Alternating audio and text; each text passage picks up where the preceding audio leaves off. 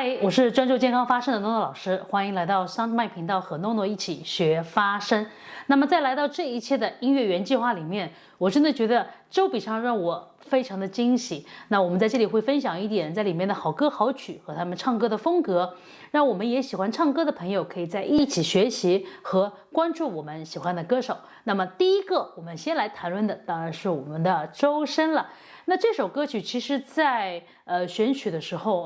我自己是觉得一般吧。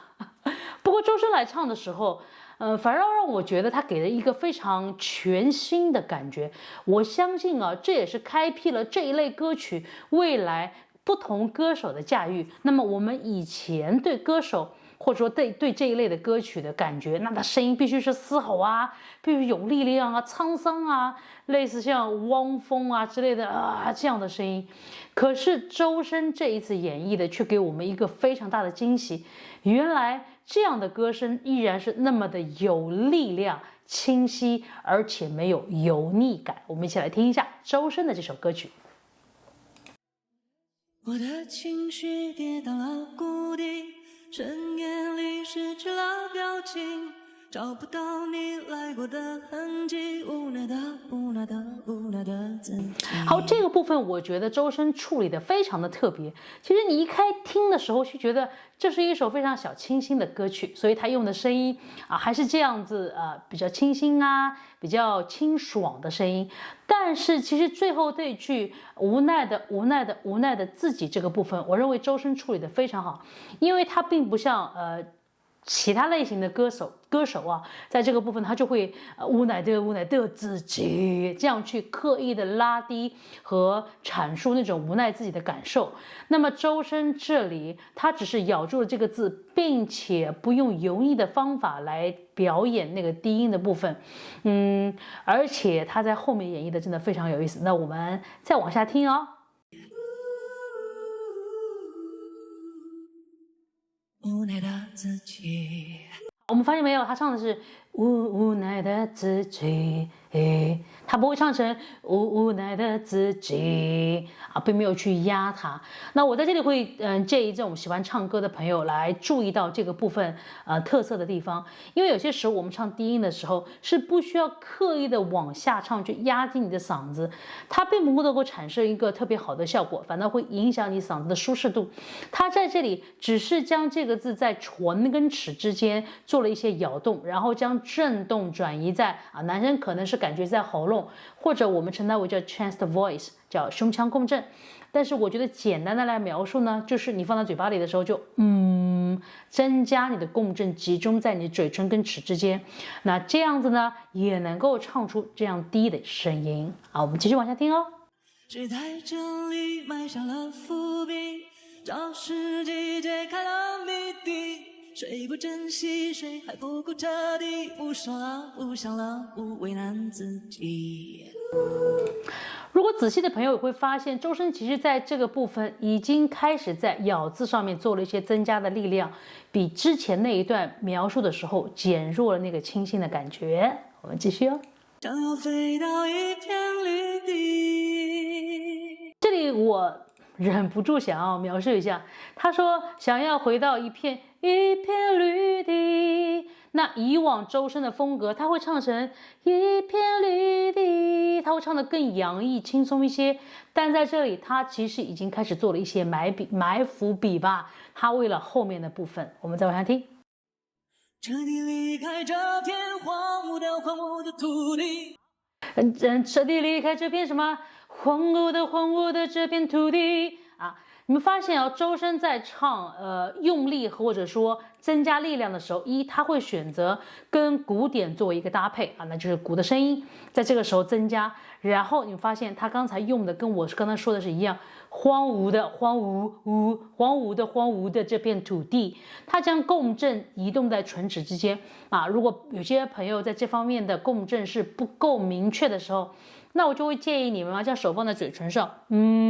感受到每个音都震动的时候，咬字也放在那个区域，它就会增加这个低音部分的用力特别是声音小的朋友，他都可以这样子来练习。我们听到下面精彩的部分哦。荒芜的土地，世界一空风暴雨，全力想要筑到天际，未来就在我脚底。我可以让太阳为我升起，奔跑在荒芜之地，决定让手必须慢力。这新的世界，谁都会看得见。怎么样？我们周深在唱这一类摇滚的歌曲的时候，是不是一点都不欠缺力量，而且完全没有油腻感？在这个音乐元素里面增加了一份新的力量，那我相信这就是周深的魅力了。其实上一期我在沟通周深歌曲的时候，我已经说到，其实他如果能够跨越到不同领域里面，他的音色和他保持，就是他持续要求他的声音是干净的，或者说是不拖沓的，没有坏习惯在里面的，他就会给不同曲风里面带来一个新的力量。那我就会很期待他不断的创作作品，而且保持这样新的热忱。那么就希望我们继续期待他喽。那支持周深的朋友还是要继续支持他，因为有些时候我们的支持就是希望他们能够走得更远，对吧？保持初心嘛。那其实在喜欢唱周深歌曲的朋友也要注意了，其实周深歌曲里面的习惯是非常好的。你们在学习他唱歌，特别是中音低音这类转去高音的时候，我希望你们去专注他那个发力的习惯和他舌头放松的程度和嘴巴开的那个程度。我其实觉得他是各方面都做得非常到位的。如果你对发声的这些习惯有一些不清楚啊，或者对自己口腔咬字不知道嘴巴开多大之类的不太清楚，那我会把一些专门讲这个课程的链接放在这里，你就去点，然后去看，然后你有不知道的可以来问我，好吧？那我们就讲到下一首歌曲了。下一首我会专注在周笔畅的2首歌曲里面，除了讲他的歌曲之外呢，我会稍微沟通一下他的声音跟音色的优势和没有这么强的竞争力的原因。我们一起都看到这儿了，就应该为我点个赞了吧？我们一起来听他上一期一首歌叫做《爱在蓝》，对吗？我们一起来听一下。蜷缩在黑洞，让意识朦胧。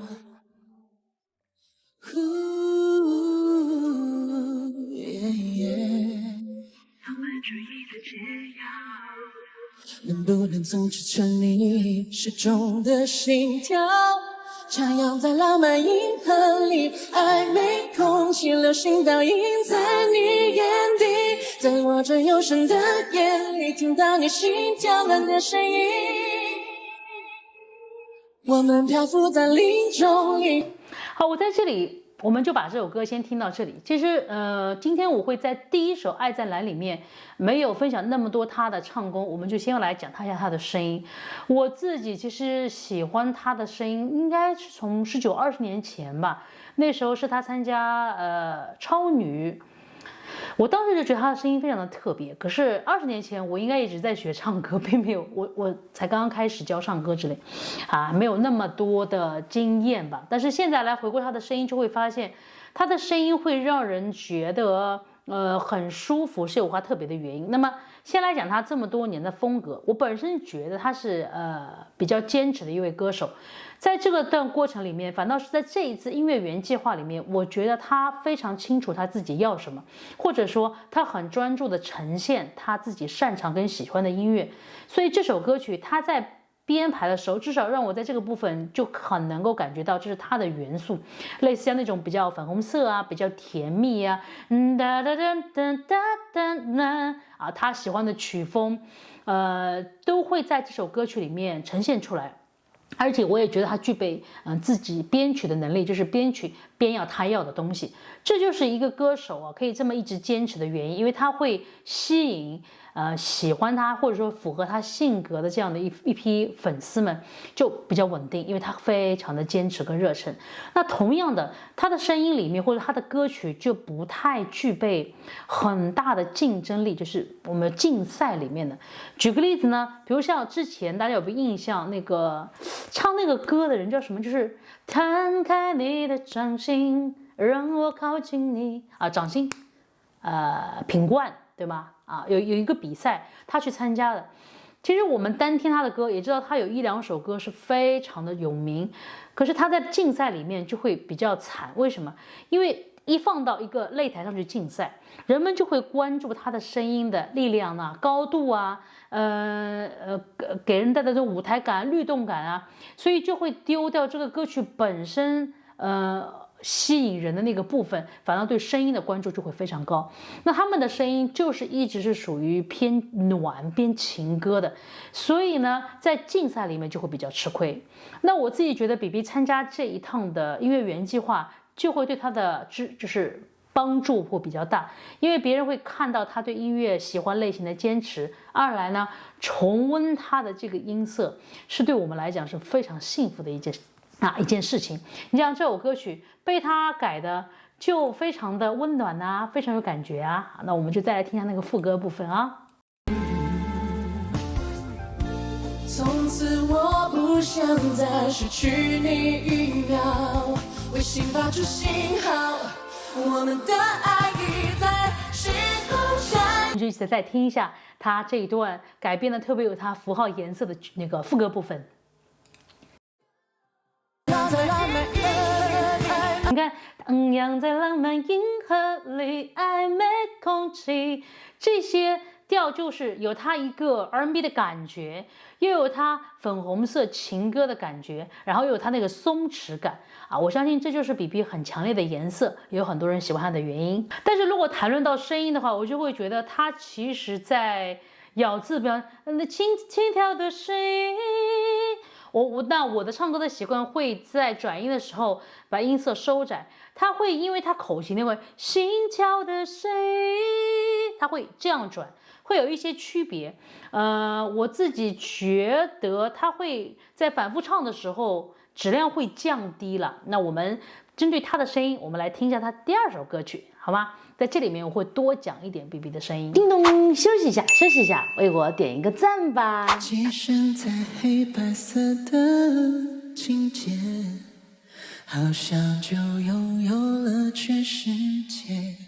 好，我看到很多朋友就说，哇，BB 一开口啊就被他彻底打败了。是的，我在我以前的那个课程里面有谈论过，其实我们的声音啊，就是分不同的颜色，或者说我称它为不同的音质音色啊。说话的时候呢，如果你的中低音比较充足的话，你会给人一种说服感，或者说一种信任感，还有一种温暖的感觉。那一样啊，我以前举过例子说，我爱你跟我爱你，那的感觉会完全不一样，它会表达的信息跟颜色也不一样。那当你想要跟别人说话的时候，引起别人的注意，你怎么可能声音不会提高一点点？当你提高一点点的时候，别人就会被你来关注你。所以 BB 他在唱歌的时候，他用了很多中低音，所以这个部分就是非常重情感的，然后也很靠近他说话的，又非常的自然。你们发现 BB 说话也是这样，这样的声音。所以呢，他唱中低音的时候，跟他说话靠近，那就非常像一种贴近你，在跟你诉说情歌的感觉。那会有很多不一样的地方。那我们就再来听一下哦。自我感动在几平米的房间，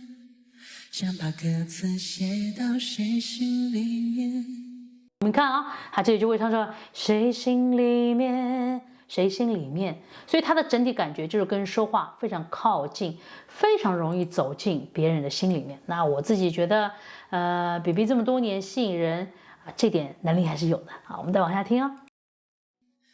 没有人理解飞快的世界。这就是很特别的地方。你想啊，他会唱成没有人说话，没有人理解他就会以这样的一个转折，将人的心情从就是我们叫现实世界里面拎出来。没有人理解飞快的世界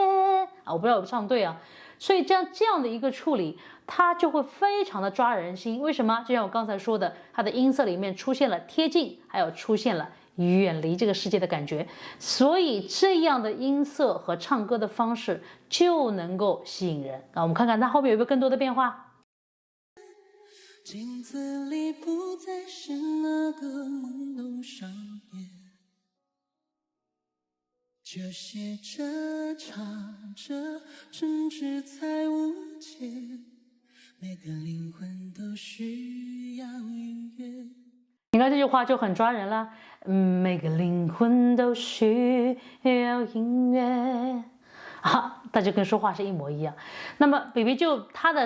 也不要说是比比吧，就是有很多朋友他们就会，我会建议你们在唱歌的时候，首先要找适合自己音色的歌曲。如果有一些人的音色是偏高，那么像这样的歌曲，它开口就是偏低，偏低呢就是会出现心里面。出现这样的气音，那就会失去抓人心的部分。那我就会建议你选歌的时候，就直接选那些音色比较高的，比如像那个一个人眺望碧海和蓝天啊，他是谁来着？就是他们的音色就是偏亮偏高，那就比较适合你的音色。那如果你的音色呢，声音啊，类似像我这样吧，那像这样的音，这样的低音，我们就能够唱出实在像说话的感觉，就非常适合我们了。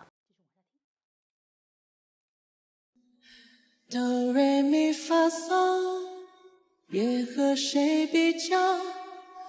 我们在自己的故事里当主角。如果写不好，爱情灵感同时弄丢掉，也记得是吃饭睡觉。好，所以像比比这样的声音，如果在这一类的歌曲还要再有推进的话，它就需要跟乐器来合作，比如说它跟弦乐可以一起起伏啊，它后面一段不是唱到你这次做大人做得很好，这里就一个明显的是配合乐器做了一个起伏。但是那么话又说回来，它这样的声音如果它在力量上或者说高度上可以再做一些宽度上面的调整，那来举个例子，像邓紫棋这样，那么她的声音就可以在不同的类型的歌曲里面展现的多一点。但是我倒是觉得很明显的是，BB并没有特意去要发展这样子，好像他对自己喜欢的音乐是非常清楚的，而你会发现他在音乐原计划里面选歌也是经常选自己很清楚自己要什么，我觉得也是好事情，因为这么大的音乐市场，对吗？那我们就需要听不一样的东西，那他如果在一个地方能够专注做得很好，那未尝不是一件非常好的事情，好吗？那我们就来听下一位歌手了。看到这里，请你为我点一个赞吧，谢谢哦。好了，那下一个呢，我只会简单的描述一下，因为我比较意外，门妮的这首歌是由薛之谦来选。意外的是什么呢？因为门妮在唱这首歌的时候，我自己没有那么喜欢，我只是说我自己，我看到有很多人说很喜欢这首歌，那我自己呢没有那么喜欢，因为我觉得整体的感觉，偏。不能叫就偏油腻了一些，就是真的像一个醉汉吧，或者说一个喝醉了酒的一个人在唱一首歌，所以我自己觉得没有太大的新意，甚至呢，我觉得这首歌在含义的感觉上也不够沉重跟深刻，那跟荒芜之地是不能比啊。其实我倒是觉得，有些人他是真正有一个辛苦和没有办法诉说的过往，他的写出来的歌有些时候就会有一些深度在里面。那我自己觉得《门妮》这首歌呢，就让我感觉不到这些，所以我当时觉得应该是没有人选，结果是薛之谦选。那薛之谦一唱呢，我倒是觉得挺有意思。为什么？一呢，薛之谦他把这首歌放进了他的神经病。就是他的神经病元素，所以把这首歌完全里面之前那种酒汉呐、流浪汉酒汉呐，或者是油腻的感觉给拿捏的消失的一干二净，剩下的就是一个神经病。我们来看一下。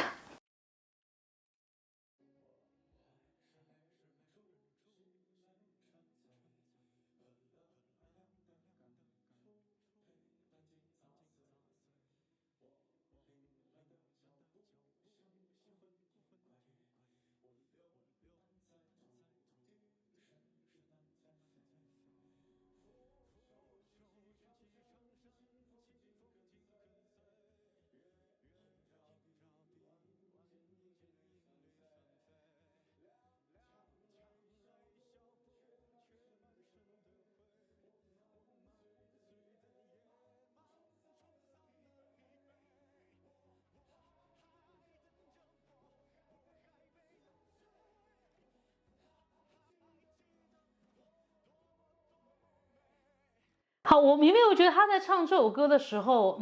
有一点点我小时候那个演员济公的感觉。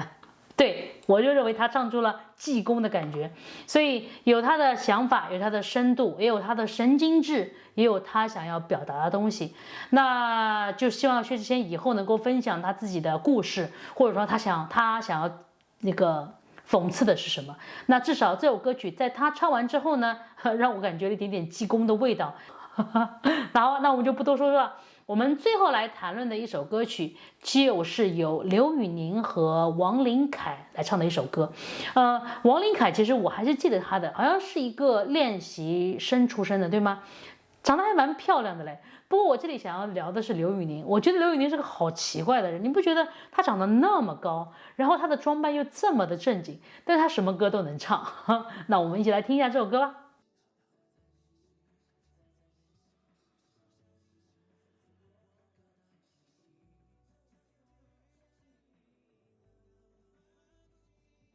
好，我在这里会想要表达的一个是什么？其实刘宇宁给我的一个惊讶的地方在哪里？你们有没有发现啊？至少刘宇宁是我看很多歌手里面，他说话跟唱歌那个声音是差得很远的。哎，即便像黄子弘凡，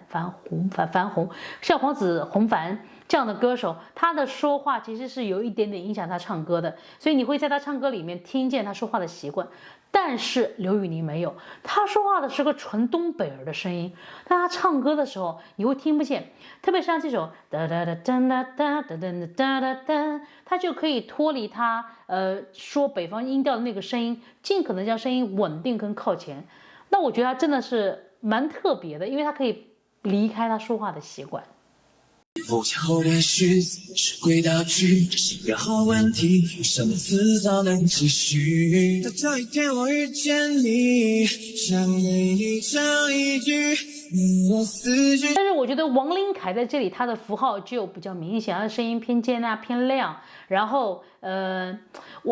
我自己的感受，如果这首歌曲啊能够加一段由王琳凯来主唱的一个 rap，可能这首歌就会被飞起来，或者由王琳凯就是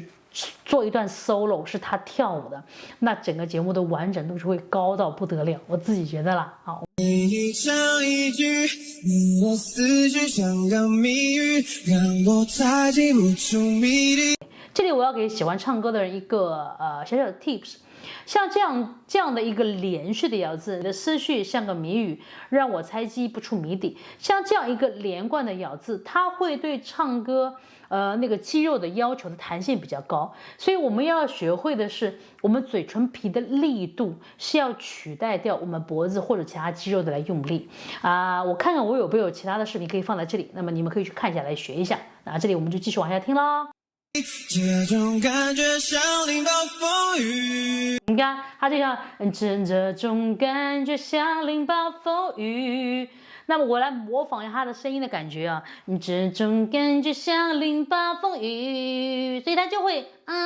给人感觉他在这个位置发音。那喜欢王琳凯的朋友，他们就会自动的去模仿这样的唱歌。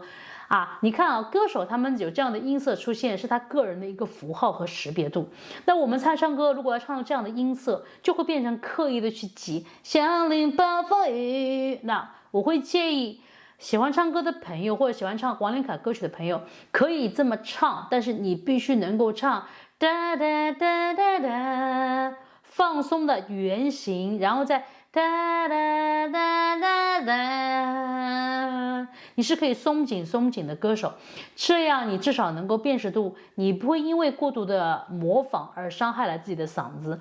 所以我们在这里原型就是像淋暴风雨唱紧一点，像淋暴风雨，再紧一点，像淋暴风雨，都可以，但是不可以伤害到你的嗓子。 OK， 好，我们继续往下听哦。我把情绪写成日记这里你看刘宇宁就是我把情绪写成日记，他的声音就是比较松弛一些，不一样的音色吧。那我觉得他们两个人搭配在一起蛮好听的。我们继续听一段。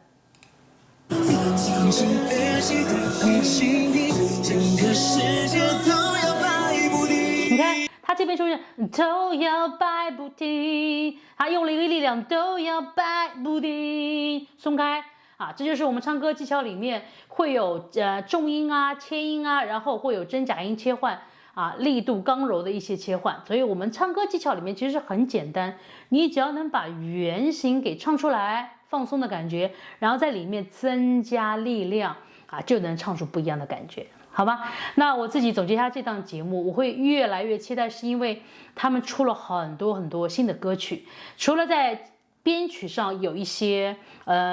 出人意外之外，我发现这里面的歌手真的是在寻找他们自己适合唱的歌，如果不适合，他们也不勉强，这就比较有意思。那么即便这些歌，有人说他们不是全开麦啊，声音是修的啊。我觉得没有关系，因为它是让我们接触创作到编曲到呈现的一个完整的过程。对我们很多不太了解整个过程的朋友来说，它就会是一个很好的一个入门的一个节目，而且会越看越有意思。同时呢，我也是觉得对创作者会有很大的压力，因为他们的歌曲如果没有太大的创新的感觉，其实就会被别人给掰掉，对吧？那我现在听来啊，我印象比较深的就是那首周深之前在唱的叫《黑白颠倒》，是吧？我其实对这首歌是印象最深的啊，希望后面有一些更大的惊喜吧。哎，不过听说下一期刘惜君要来了，我非常喜欢他唱广东歌，希望他下一期能够有一些新的东西出来，我们就可以更多分享啦，好吧？那么今天我们就到这里了，那喜欢我请你关注我啊，为我点赞哦。那我们一起来学习唱歌的技巧 ，OK， 拜。